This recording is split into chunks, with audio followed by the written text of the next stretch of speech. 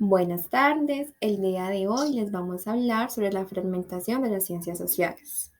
Nuestro grupo está conformado por Natalia Cano Morales, Claudia Lorena González, Carlos Arturo Hernández Nieto y Nicoleandra Betancourt.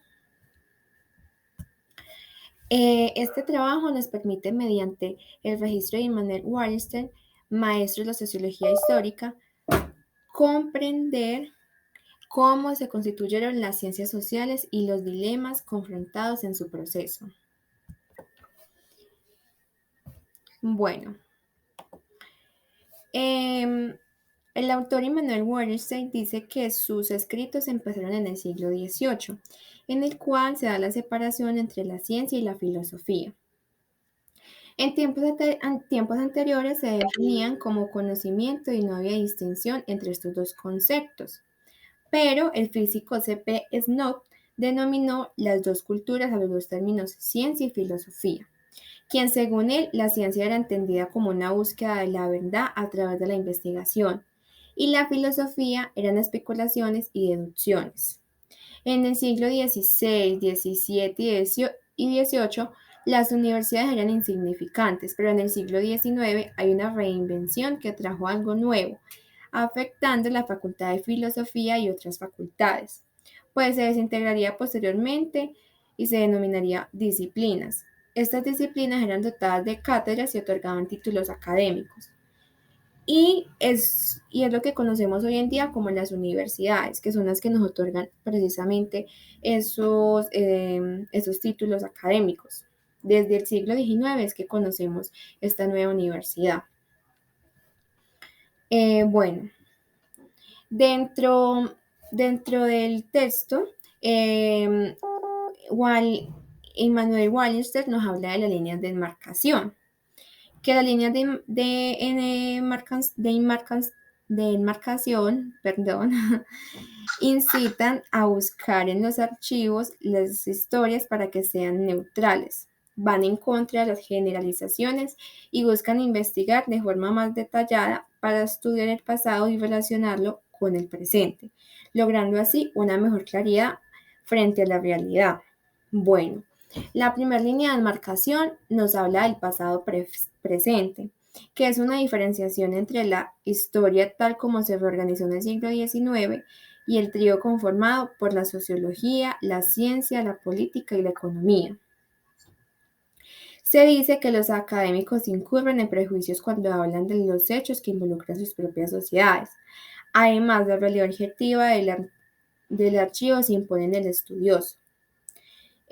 Tanto los estados como las demás instituciones no facilitan el acceso a sus documentos recientes a los investigadores que están buscando información en el momento.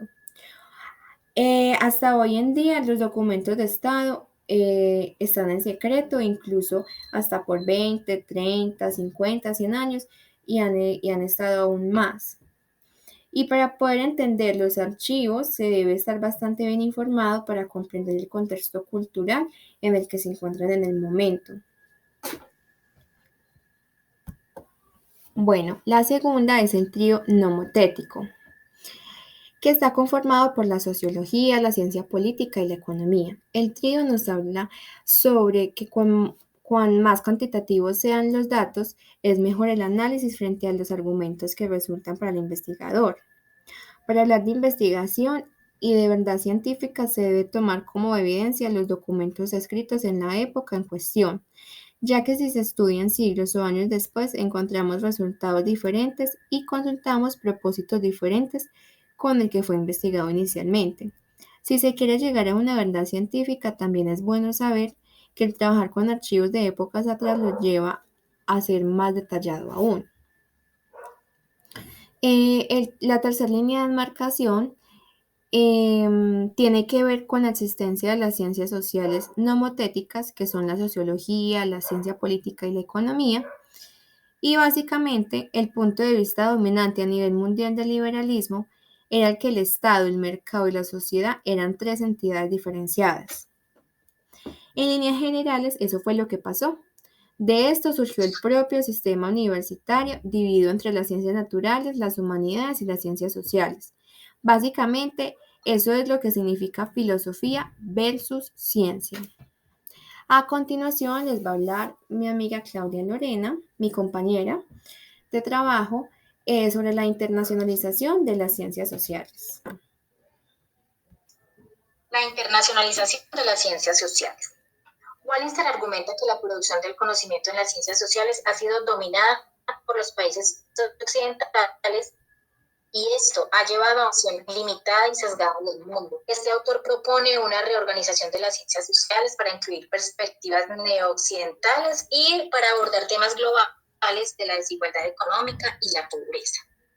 Esa internacionalización se da después de la Segunda Guerra Mundial, más precisamente a mitad del siglo XX, cuando los Estados Unidos se consolidan como una de las fuerzas más importantes en lo político, económico y cultural en el mundo, dando inicio a replantear las ciencias sociales, sus disciplinas y fomentar cambios en su interior, cambios en cuanto a las investigaciones sociales. Es decir, no se alterarían tanto las estructuras de las ciencias sociales, sino más bien cómo ellas van a introducir cambios en la forma de investigar. Lo que se busca es estudiar el fenómeno social determinado del mundo occidental. Lo que quiere decir es que muchas de las llamadas ciencias que estudiaban el mundo occidental ahora también pueden estudiar el resto del mundo, quedando claro que la idea de que solo existen ciencias sociales para el mundo occidental y otras para el resto del mundo desaparezca. Esto obliga a que, por ejemplo, en otras partes del resto del mundo, el antropólogo tenga que combinar la antropología con la sociología o la antropología con la agronomía, incluso con la misma historia, y así tener un conocimiento más completo e integral de un mismo fenómeno social. Lo que llamamos una visión holística. También es muy importante resaltar que a finales de la década de los 60, las ciencias sociales empiezan a preocuparse por tener en cuenta la investigación de fenómenos marginales de la sociedad, como las negritudes y las mujeres, que no eran temas anteriormente importantes en la investigación. Estructurar las disciplinas permite inducir a los estudiantes de posgrados a que se especialicen en las regiones que les interesen, que estudien su historia, su economía, su cultura y su política, buscando nuevos enfoques y realidades dinámicas mediante la antropología cultural y estudios orientales. Se creía que solo los antropólogos y los orientalistas podían trabajar empíricamente fuera del mundo occidental. Ahora vamos a hablar de las esferas de la investigación. En los años 70 y 80 se dio una revolución significante para las ciencias naturales, siendo estas muy estables desde el siglo XVII. Las premisas newtonianas y cartesianas fueron esenciales para las actividades científicas, caracterizándose neutral y equilibrada. Wallinger menciona que cuando era estudiante se enseñaba que los científicos sociales eran inferiores a los de la naturaleza, pero que con perseverancia se podrían igualar.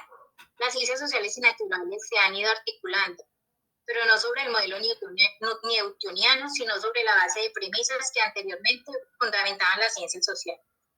El movimiento de las denominadas humanidades está relacionado con los cambios en la política mundial, conduciendo al crecimiento de los estudios culturales, siendo un movimiento predominante hasta el día de hoy, expandiéndose a las demás ciencias sociales, y su objeto es la interacción entre las humanidades y las ciencias sociales. Un programa de reforma. El problema del futuro no se basa en reestructurar las ciencias. Se debe ser reflexivo sobre fundamentos racionales y criterios de delimitación. Se sugiere que las universidades